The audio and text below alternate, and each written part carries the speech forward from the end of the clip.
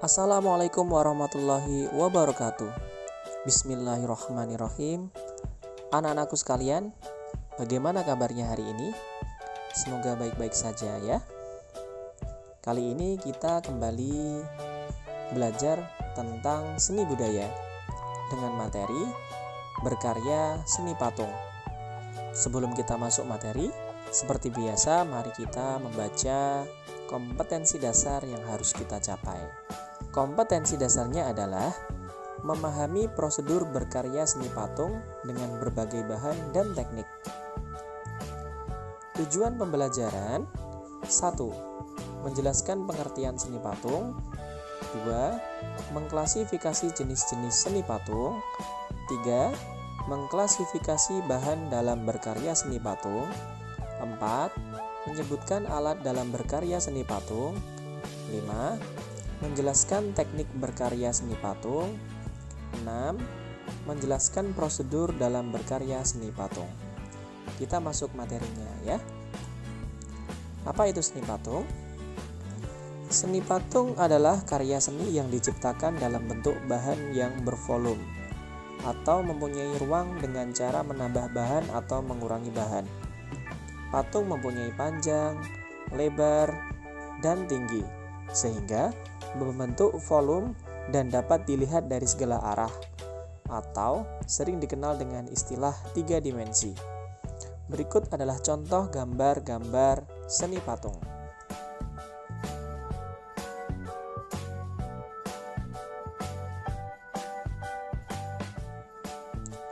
Selanjutnya, kita akan membahas tentang jenis patung. Jenis patung dibedakan menjadi 3. Yang pertama, berdasarkan bentuknya. Yang kedua, berdasarkan displaynya. Dan yang terakhir, berdasarkan fisiknya. Berdasarkan bentuknya, jenis patung dibedakan menjadi 3. Yang pertama adalah patung figuratif. Yang kedua, patung non-figuratif. Yang ketiga, patung deformatif. Sedangkan berdasarkan displaynya, jenis patung dibedakan menjadi 2, yaitu patung zone de Bose dan patung relief. Dan yang terakhir, berdasarkan fisiknya, jenis patung dibedakan menjadi 4, yaitu patung lengkap, patung torso, patung dada, dan patung kepala.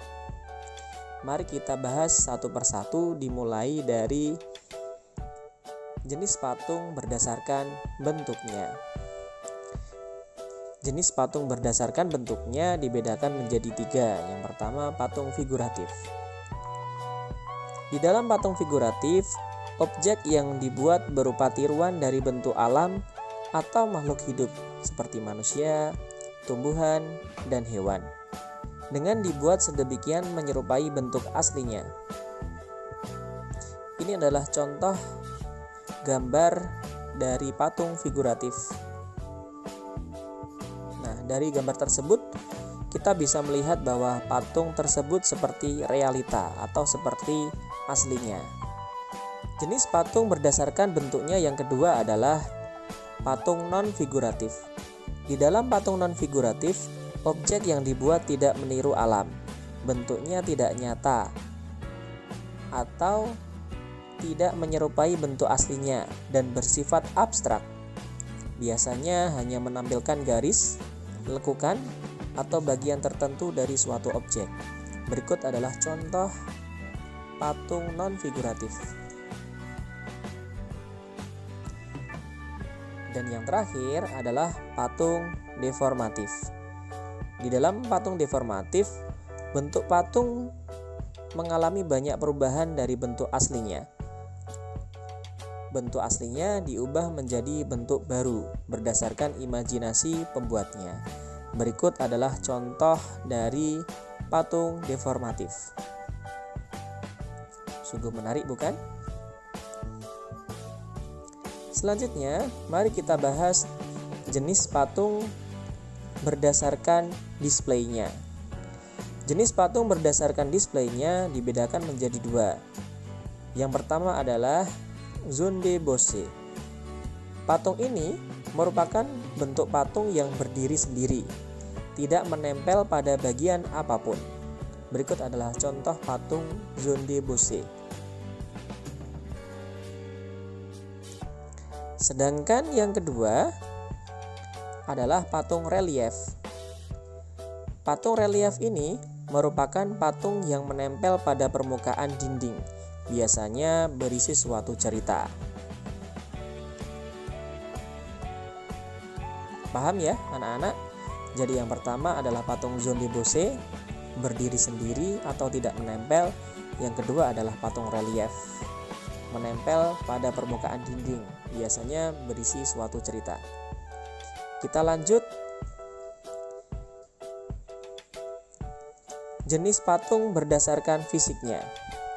Berdasarkan fisiknya, patung dibedakan menjadi 4. Yang pertama, patung lengkap. Tentunya patung ini menampilkan seluruh bagian tubuh manusia atau hewan, seperti gambar berikut ya. Yang kedua adalah patung torso. Patung ini hanya menampilkan bagian badan saja, seperti badan, pinggang, dan pinggul, tidak memiliki bagian tangan, kaki, dan kepala. Yang ketiga adalah patung dada. Patung ini memiliki setengah bagian badan, kepala, hingga bagian dada saja. Dan yang terakhir adalah patung kepala. Patung ini hanya menampilkan bagian kepala sampai leher saja. Cukup paham ya anak-anak? Jadi kalian bisa amati gambar-gambar berikut. Dari patung lengkap, patung torso, patung dada, maupun patung kepala. Baik, kita lanjut ya.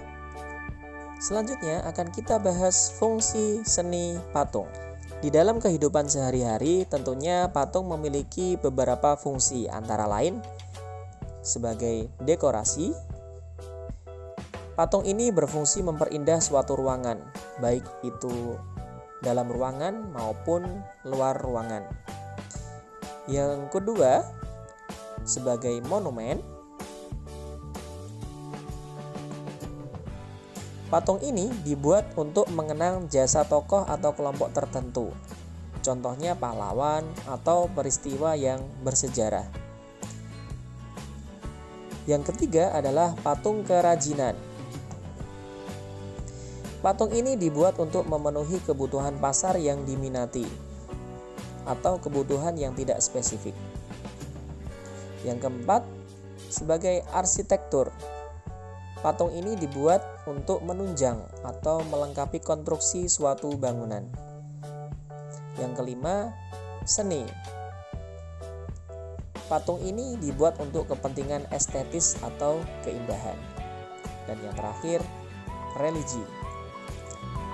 Patung ini dibuat sebagai sarana ritual atau sarana beribadah. Cukup jelas bukan?